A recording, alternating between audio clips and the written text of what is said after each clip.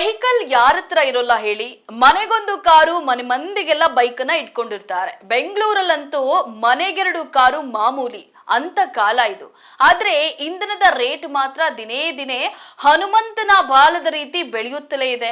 ದಿನಂಪ್ರತಿ ಪೈಸೆ ಮೇಲ್ ಪೈಸೆ ಜನಸಾಮಾನ್ಯರ ಗಮನಕ್ಕೆ ಬರದೆ ಶತಕದ ಗಡಿ ದಾಟೇ ಬಿಟ್ಟಿದೆ. ಹಾಗಾದ್ರೆ ಈ ಬೆಲೆ ಯಾಕೆ ಏರುತ್ತೆ, ಯಾಕೆ ಇಳಿಯುತ್ತೆ? ಪೆಟ್ರೋಲ್ನ ನಿಜವಾದ ಬೆಲೆ ಎಷ್ಟು? ಪೆಟ್ರೋಲ್ಗೆ ಅಂತ ನಾವು ಕಟ್ಟೋ ತೆರಿಗೆ ಎಷ್ಟು? 1 ಲೀಟರ್ ಪೆಟ್ರೋಲ್ಗೆ ಗ್ರಾಹಕರು ನೀಡ್ತಾ ಇರೋ ತೆರಿಗೆ ಹಣ ಎಷ್ಟು? ಈ ಪ್ರಶ್ನೆಗಳನ್ನ ಬೆನ್ನತ್ತಿ ತ್ರಿವರ್ಣ ನ್ಯೂಸ್ ತಂಡ ಬೆಂಗಳೂರಿನ ಹಲವು ಭಾಗಗಳಲ್ಲಿ ಸಾರ್ವಜನಿಕರನ್ನ ಭೇಟಿಯಾಯಿತು. ಪೆಟ್ರೋಲ್ ಬೆಲೆ ಬಗ್ಗೆ ಜನರ ತಿಳುವಳಿಕೆ ಮಟ್ಟ ಹೇಗಿದೆ ಅನ್ನೋದನ್ನ ಪರಿಶೀಲನೆ ಮಾಡಿತು. ಅಚ್ಚರಿಯ ಸಂಗತಿ ಅಂದ್ರೆ ಬೆಂಗಳೂರಿನ ಬಹುಪಾಲು ಜನರಿಗೆ 1 ಲೀಟರ್ ಪೆಟ್ರೋಲಿಗೆ ತಾವು ಎಷ್ಟು ತೆರಿಗೆ ಕಟ್ತೀವಿ ಅನ್ನೋದೇ ಗೊತ್ತಿಲ್ಲ. ಕೆಲವರಿಗಂತೂ ಪೆಟ್ರೋಲ್ ಲೀಟರ್ಗೆ ಎಷ್ಟು ರೂಪಾಯಿ ಅನ್ನೋದು ಗೊತ್ತಿಲ್ಲ. ಪೆಟ್ರೋಲ್ ಪ್ರೈಸ್ ಏನಿದೆ ಗೊತ್ತಾ ಸರ್? ಇವತ್ತಿನ ಪೆಟ್ರೋಲ್ ಪ್ರೈಸ್ ಗೊತ್ತಾ ಸರ್? ಮ್ಯಾಮ್ ಗೊತ್ತಿಲ್ಲ ಮ್ಯಾಮ್. ಸರ್ ಇವತ್ತಿನ ಪೆಟ್ರೋಲ್ ಪ್ರೈಸ್ ಗೊತ್ತಿಲ್ಲ ಮೇಡಮ್ ನನಗೆ. ಇಲ್ಲ ಗೊತ್ತಿಲ್ಲ. ಡೈಲಿ ವಾರಕ್ಕೊಂದ್ಸಲಿ ತಾನೇ ಹಾಕ್ಸೋದು. ವಾರದಿಂದ ಎಷ್ಟಿತ್ತು? ಅದೇ ಒಂದು ಮಾಮೂಲಿ ಏನಿದೆ ಅದಿದೆ ಎಷ್ಟು? 110 ಏನೋ ಇದೆ. 110 ಇದೆ ಸರ್. ಇವತ್ತು ಪೆಟ್ರೋಲ್ ಪ್ರೈಸ್ ಏನಿದೆ ಗೊತ್ತಾ ಸರ್? 102.90 ಇದೆ. ಓಕೆ, ಅದರಲ್ಲಿ ಟ್ಯಾಕ್ಸ್ ಏನು ಪೇ ಮಾಡ್ತಾರೆ ಅನ್ನೋದು ಐಡಿಯಾ ಇದೆ ಸರ್? ಅದರಲ್ಲಿ ಇದೆ, GST ಇದೆ. ಸರ್ ಪೆಟ್ರೋಲ್ ಪ್ರೈಸ್ ಗೊತ್ತಿದೆಯಾ? ಯಾರನ್ನ ಕೇಳಿದ್ರು ಗೊತ್ತಿಲ್ಲ ಗೊತ್ತಿಲ್ಲ ಗೊತ್ತಿಲ್ಲ, ಇದೊಂದೇ ಉತ್ತರ. ಇದು ನಿಜಕ್ಕೂ ದುರ್ದೈವದ ಸಂಗತಿ ಅಲ್ಲ ರೀ. ನಾವು ಪ್ರತಿನಿತ್ಯ ಬಳಸೋ ವಸ್ತುವಿನ ಬೆಲೆಯೇ ಗೊತ್ತಿಲ್ಲ ಅಂದ್ರೆ ಹೇಗೆ ಹೇಳಿ? ನಮ್ಮ ದೇಶದಲ್ಲಿ ಪ್ರತಿಯೊಬ್ಬ ವ್ಯಕ್ತಿಯು ತೆರಿಗೆ ಕಟ್ತಾನೆ. ಭಿಕ್ಷಕರು ಕೂಡ ಹೋಟೆಲ್ ಅಲ್ಲಿ ತಿಂಡಿ ತಿಂದ್ರೆ GST ಕಟ್ಲೇಬೇಕು. ಬೆಂಕಿ ಪೊಟ್ಟಣದಿಂದ ಹಿಡಿದು ನಾವು ತಿನ್ನೋ ಆಹಾರ, ತೊಡೋ ಉಡುಪು ಎಲ್ಲದಕ್ಕೂ ನಾವು ಟ್ಯಾಕ್ಸ್ ಪೇ ಮಾಡ್ತೀವಿ. ಅಂಥದ್ರಲ್ಲಿ ಈ ಪೆಟ್ರೋಲ್ಗೆ ನಾವು ಪ್ರತಿದಿನ ಖರ್ಚು ಮಾಡ್ತೀವಿ. ಅದರ ಬೆಲೆಯೇ ಗೊತ್ತಿಲ್ಲ ಅಂದ್ರೆ ಬೆಲೆ ಗೊತ್ತಿರೋರಿಗೆ 1 ಲೀಟರ್ ಪೆಟ್ರೋಲಿಗೆ ಕೊಡುವ ಟ್ಯಾಕ್ಸ್ ಎಷ್ಟು ಅನ್ನೋದೇ ಗೊತ್ತಿಲ್ಲ. ಇಲ್ಲಿ ನಾವು ಪೆಟ್ರೋಲ್ ತೆರಿಗೆಯ ಮೇಲೆ ಯಾಕೆ ಹೆಚ್ಚು ಫೋಕಸ್ ಮಾಡ್ತಿದೀವಿ ಅಂದ್ರೆ, ಪೆಟ್ರೋಲ್ ಬೆಲೆ ಹೆಚ್ಚಾದಾಗ್ಲೆಲ್ಲ ನಾವು ಬಳಸುವಂತಹ ಪ್ರತಿಯೊಂದು ವಸ್ತುವಿನ ಬೆಲೆಯೂ ಹೆಚ್ಚಾಗುತ್ತೆ. ಯಾವಾಗ ಈ ಪೆಟ್ರೋಲ್ ಬೆಲೆ ಹೆಚ್ಚಾಗುತ್ತೋ ಬಹುತೇಕ ಟ್ರಾನ್ಸ್ಪೋರ್ಟ್ ಬೆಲೆಯೂ ಹೆಚ್ಚಾಗುತ್ತೆ. ಆಹಾರ ಪದಾರ್ಥ, ದಿನಸಿ, ಬಟ್ಟೆ, ಔಷಧಿ ಎಲ್ಲವೂ ಲಾರಿಗಳ ಮೂಲಕ ಸಾಗಾಟವಾಗ್ತದೆ. ಲಾರಿ ಚಾಲಕರು ಹೆಚ್ಚಿನ ದರವನ್ನು ತೆಗೆದುಕೊಳ್ತಾರೆ. ಇದರಿಂದ ವಸ್ತು ಅಂಗಡಿಗೆ ತಲುಪುವಾಗ್ಲೇ ಬೆಲೆ ಹೆಚ್ಚಿರುತ್ತದೆ. ಒಂದಕ್ಕೊಂದು ಕೊಂಡಿಯಂತೆ ಕಾರ್ಯನಿರ್ವಹಿಸ್ತವೆ. ಬೆಂಗಳೂರಿನಲ್ಲಿ ಪೆಟ್ರೋಲ್ ದರ ಪ್ರತಿ ಲೀಟರ್ಗೆ 103.80 ಆಗಿದೆ. ಇನ್ನು ದೆಹಲಿಯಲ್ಲಿ 94.72. ಇನ್ನು ಮುಂಬೈ ಮತ್ತು ಚೆನ್ನೈ ಆಯಾ ಸಿಟಿಗೆ ತಕ್ಕಂತೆ ಇರುತ್ತೆ. ಈ ರೀತಿ ವ್ಯತ್ಯಾಸಕ್ಕೆ ಮುಖ್ಯ ಕಾರಣ ರಾಜ್ಯ ಸರ್ಕಾರಗಳು ವಿಧಿಸುವಂತಹ ಮೌಲ್ಯವರ್ಧಿತ ತೆರಿಗೆ ಅಂದ್ರೆ ವ್ಯಾಟ್ ಮತ್ತು ಸ್ಥಳೀಯ ಶುಲ್ಕ.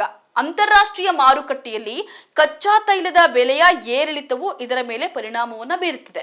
ಪ್ರಸ್ತುತ ಇಂದು ಬೆಂಗಳೂರು ನಗರದಲ್ಲಿ ಪೆಟ್ರೋಲ್ ಲೀಟರ್ಗೆ ಸರಾಸರಿ 103.80 ಇದೆ. ಆದ್ರೆ ಇದು ನೇರವಾಗಿ ರಿಫೈನರಿ ಬೆಲೆ ಅಲ್ಲ.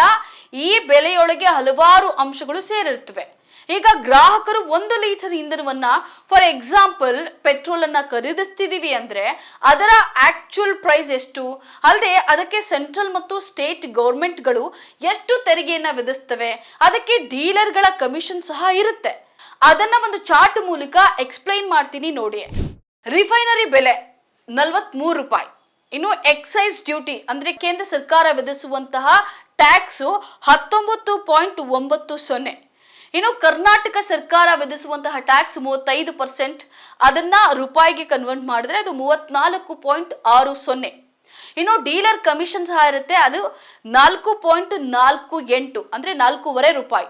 ಇಲ್ಲಿ ಒಟ್ಟು ಬೆಲೆ 101.98 ಆಗುತ್ತೆ. ಹತ್ತತ್ರ 102 ರೂಪಾಯಿ ಆಗುತ್ತೆ. ಇನ್ನುಳಿದದ್ದು ಪೆಟ್ರೋಲ್ ಬಂಕ್ನವರ ಲಾಭವಾಗಿರುತ್ತೆ. ಅಂದ್ರೆ ನೀವು 100 ರೂಪಾಯಿ ಪೆಟ್ರೋಲ್ ಹಾಕಿದ್ರೆ ಅದರಲ್ಲಿ ಅಂದಾಜು 50 ರೂಪಾಯಿ ಟ್ಯಾಕ್ಸ್ ಕಟ್ತೀರಿ. 500 ರೂಪಾಯಿ ಪೆಟ್ರೋಲ್ ಹಾಕಿದ್ರೆ ಅದರಲ್ಲಿ 250 ರೂಪಾಯಿ ಬರೀ ಟ್ಯಾಕ್ಸ್ ಅನ್ನೇ ಕಟ್ಟಿರ್ತೀರಿ. ಅರ್ಧಕ್ಕರ್ಧ ನಿಮ್ಮ ಹಣ ಟ್ಯಾಕ್ಸ್ಗೆ ಹೋಗುತ್ತೆ. ಒಂದು ಬೈಕ್ ಓಡಿಸುವಂತಹ ಒಬ್ಬ ಉದ್ಯೋಗಿ ದಿನಕ್ಕೆ 100 ರೂಪಾಯಿ ಪೆಟ್ರೋಲ್ ಹಾಕಿದ್ರೆ ತಿಂಗಳಿಗೆ 3,000 ರೂಪಾಯಿ ಪೆಟ್ರೋಲ್ಗೆ ಕೊಡ್ತಾನೆ. ಅಂದ್ರೆ ಬರೀ ಪೆಟ್ರೋಲ್ ಬಾಬ್ತಿನಲ್ಲಿ ತಿಂಗಳಿಗೆ 1,500 ರೂಪಾಯಿ ಟ್ಯಾಕ್ಸ್ ಕಟ್ತಾನೆ. ಅಂತಾರಾಷ್ಟ್ರೀಯ ಮಾರುಕಟ್ಟೆಯಲ್ಲಿ ನಾವು ಕಚ್ಚಾ ತೈಲ ಖರೀದಿಸ್ತೀವಿ. ಸಾಮಾನ್ಯವಾಗಿ ಭಾರತಕ್ಕೆ ಈಗ ರಷ್ಯಾ, ಅರಬ್ ದೇಶಗಳು ಮತ್ತು ಅಮೆರಿಕಾದಿಂದ ಕಚ್ಚಾ ತೈಲ ಬರುತ್ತೆ. ಈ ಬೆಲೆ ಏರಿಳಿಕೆ ಆಗ್ತಾ ಇರುತ್ತೆ. ಈ ಬೆಲೆ ಹೆಚ್ಚಾದಾಗ ಹೊರೆ ಗ್ರಾಹಕರ ಮೇಲೆ ಬೀಳುತ್ತೆ. ಅಂದ್ರೆ ಪೆಟ್ರೋಲ್ ದರ ಹೆಚ್ಚಾಗುತ್ತೆ, ಆದ್ರೆ ಕಚ್ಚಾ ತೈಲದ ಆಮದು ಬೆಲೆ ಕಡಿಮೆ ಆದಾಗ ಆಗ ಗ್ರಾಹಕರಿಗೆ ಬೆಲೆ ಕಡಿಮೆ ಆಗೋದಿಲ್ಲ. ಯಾಕಂದ್ರೆ ಸರ್ಕಾರ ಅದನ್ನ ಕಸ್ಟಮ್ಸ್ ತೆರಿಗೆ ಮೂಲಕವೇ ತಾನೇ ಲಾಭ ಮಾಡಿಕೊಳ್ತದೆ. ಉದಾಹರಣೆಗೆ ಗಮನಿಸಿ, 1 ವರ್ಷದಿಂದ ರಷ್ಯಾ ಮತ್ತು ಉಕ್ರೇನ್ ಮಧ್ಯೆ ಯುದ್ಧ ನಡೀತಾ ಇದೆ. ಭಾರತ ಸರ್ಕಾರ ರಷ್ಯಾದಿಂದ ಕಚ್ಚಾ ತೈಲ ಖರೀದಿಯನ್ನ ಆಗಿನಿಂದ ಹೆಚ್ಚಿಸಿದೆ. ಮೊನ್ನೆ ಆಗಸ್ಟ್ 18ರ ಲೆಕ್ಕ ಪ್ರಕಾರ ಭಾರತದ ಕಚ್ಚಾ ತೈಲ ಖರೀದಿಸುವ ದರ ಲೀಟರ್ಗೆ 35.68 ರೂಪಾಯಿ, ಅಂದ್ರೆ 36 ರೂಪಾಯಿ ಅಂತಲೇ ಇಟ್ಕೊಳ್ಳಿ. ಇದು ಅರಬ್ ದೇಶಗಳಿಂದ ಬರುವಂತಹ ಕಚ್ಚಾ ತೈಲದ ದರ. ರಷ್ಯಾದಿಂದ ನಮಗೆ ಈಗ ಡಿಸ್ಕೌಂಟ್ ನಲ್ಲಿ ಕಚ್ಚಾ ತೈಲ ಸಿಗ್ತಾ ಇದೆ. ಅದಕ್ಕೆ ಅಲ್ಲಿಂದಲೇ ಹೆಚ್ಚು ಕಚ್ಚಾ ತೈಲ ಬರ್ತಾ ಇದೆ. ಕೊಲ್ಲಿ ದೇಶಗಳಿಂದ ಬರುವಂತಹ ಕಚ್ಚಾ ತೈಲ ಬ್ಯಾರೆಲ್ಗೆ $67.59 ಇದ್ರೆ ರಷ್ಯಾ ಇನ್ನೂ ಕಡಿಮೆಗೆ, ಅಂದ್ರೆ ಬ್ಯಾರೆಲ್ಗೆ ಸುಮಾರು $5 ಕಡಿಮೆಗೆ ಸಿಗ್ತಾ ಇದೆ. 1 ಬ್ಯಾರೆಲ್ ಅಂದ್ರೆ 159 ಲೀಟರ್ ಕಚ್ಚಾ ತೈಲ. ಅಂದ್ರೆ ರಷ್ಯಾದ ಜೊತೆಗಿನ ಖರೀದಿಯಲ್ಲಿ 1 ಬ್ಯಾರೆಲ್ಗೆ ದರ ಎಷ್ಟು ಕಡಿಮೆ ಬೀಳ್ತದೆ ಅನ್ನೋದನ್ನ ಲೆಕ್ಕ ಹಾಕಿ. ಈ ಕಡಿಮೆ ದರ ಅಂತಿಮ ಗ್ರಾಹಕರಿಗೆ ಸಿಗೋದಿಲ್ಲ ಅನ್ನೋದೇ ಸರ್ಕಾರಕ್ಕೆ ಪ್ರಜೆಗಳ ಮೇಲೆ ಎಷ್ಟು ಪ್ರೀತಿ ಇದೆ ಅನ್ನೋದನ್ನ ತೋರಿಸ್ತದೆ. ಭಾರತದಲ್ಲಿ ರಿಲಯನ್ಸ್ ಸಹಿತ ಹಲವು ಖಾಸಗಿ ಪೆಟ್ರೋಲಿಯಂ ಕಂಪನಿಗಳು ಈ ಕಚ್ಚಾ ತೈಲವನ್ನ ಖರೀದಿಸ್ತವೆ. ಕಡಿಮೆ ರೇಟಿಗೆ ಖರೀದಿಸಿ ಇಲ್ಲಿ ಸಂಸ್ಕರಿಸಿ ವಿದೇಶಿಗಳಿಗೆ ಹೆಚ್ಚಿನ ದರಕ್ಕೆ ಮಾರಾಟ ಮಾಡ್ತವೆ. ಅತ್ಯಧಿಕ ಲಾಭ ಗಳಿಸ್ತವೆ. ಖಾಸಗಿ ಕಂಪನಿಗಳು ಬಿಡಿ, ಸರ್ಕಾರಿ ಸ್ವಾಮ್ಯದ ಇಂಡಿಯನ್ ಆಯಿಲ್, ಭಾರತ್ ಪೆಟ್ರೋಲಿಯಂ ಕಂಪನಿಗಳು ಕಡಿಮೆ ಬೆಲೆಗೆ ಖರೀದಿಸುತ್ತಿವೆಯಲ್ಲ, ಅದರ ಲಾಭವಾದ್ರೂ ಭಾರತದ ಗ್ರಾಹಕರಿಗೆ ಸಿಗ್ಬೇಕಲ್ವಾ? ಸರ್ಕಾರ ಟ್ಯಾಕ್ಸ್ ಹಾಕಿ ಪೆಟ್ರೋಲ್ ದರ ಹೆಚ್ಚಿಸಿ ತನ್ನ ಬೊಕ್ಕಸ ಭರ್ತಿ ಮಾಡಿಕೊಳ್ತಿದೆ. ಜನರ ಕಿಸಿಯನ್ನ ಖಾಲಿ ಮಾಡ್ತಾ ಇದೆ. ಇದೆಲ್ಲ ನಿಮಗೆ ಯಾಕೆ ಹೇಳ್ತಾ ಇದ್ದೀನಿ ಅಂದ್ರೆ, ಇದರಲ್ಲಿ 2 ಅಂಶಗಳಿವೆ. ಒಂದು, ಸುಮ್ನೆ ಆಚೀಚೆ ಬೈಕ್ನಲ್ಲಿ, ಕಾರ್ನಲ್ಲಿ ಓಡಾಡಿ ಜಾಸ್ತಿ ತೆರಿಗೆ ಕಟ್ಟಿ ಜೇಬು ಖಾಲಿ ಮಾಡ್ಕೋಬೇಡಿ. ಮನೆಯ ಹತ್ತಿರ ಓಡಾಡೋದಕ್ಕೆ ಸೈಕಲ್ ಅನ್ನ ಇಟ್ಕೊಳ್ಳಿ, ಅಥವಾ 1 ಕಿಲೋಮೀಟರ್ ಒಳಗಿದ್ರೆ ವಾಕಿಂಗ್ ಮಾಡಿ. ದೇಹಕ್ಕೂ ಒಳ್ಳೇದು, ದೇಶಕ್ಕೂ ಒಳ್ಳೇದು. ದೇಶಕ್ಕೆ ಹೇಗೆ ಒಳ್ಳೇದು ಅಂತೀರಾ? ನಮ್ ದೇಶ ಪೆಟ್ರೋಲ್ ಡೀಸೆಲ್ಗೆ ವಿದೇಶಗಳನ್ನೇ ಅವಲಂಬಿಸಿದೆ. ದೇಶದ 82% ಕಚ್ಚಾ ತೈಲದ ಅಗತ್ಯ ವಿದೇಶಗಳಿಂದಲೇ ಬರ್ತದೆ. ನಾವು ಪೆಟ್ರೋಲ್ ಡೀಸೆಲ್ ಬಳಕೆ ಕಡಿಮೆ ಮಾಡಿದ್ರೆ ದೇಶಕ್ಕೆ ವಿದೇಶಿ ವಿನಿಮಯ ಉಳಿತದೆ. ಡಾಲರ್ ಲೆಕ್ಕದಲ್ಲಿ ವಿದೇಶಿ ವಿನಿಮಯ ಕೊಟ್ಟೋದೇ ಕಡಿಮೆ ಆಗುತ್ತದೆ. ಈಗ ಬ್ಯಾಟರಿ ಸ್ಕೂಟರ್, ಕಾರುಗಳು ಸಹ ಬಂದಿವೆ. ಅವುಗಳ ಬಳಕೆಯನ್ನ ಹೆಚ್ಚು ಮಾಡಿದ್ರೆ ಹೇಗೆ ಅಂತೀರಾ? ಅದು ಒಳ್ಳೆಯದು.